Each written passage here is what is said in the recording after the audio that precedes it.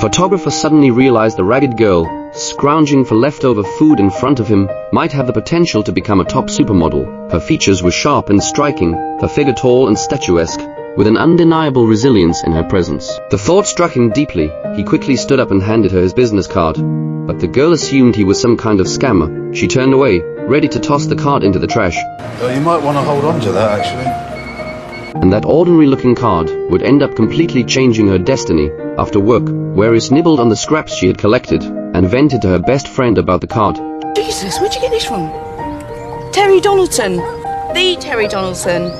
What do you mean? Oh, he's only famous. The fashion photographer. He did Diana. Her friend took one look at it and nearly fell out of her chair in shock. She tried to persuade Waris to give it a shot.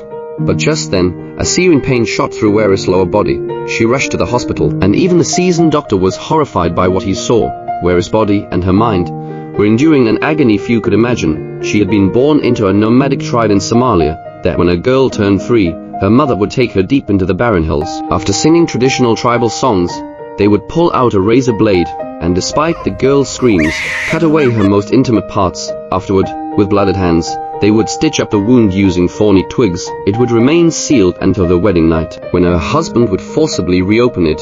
Only girls who had survived this brutal ritual were considered pure, compared to her 2 sisters, who had died from the ritual. Waris was lucky, but she was also cursed. At 12, her father sold her to a 60-year-old man with rotting teeth, to be his 4th wife in exchange for 5 camels. But by then, Waris had a mind of her own, and no intention of accepting her fate.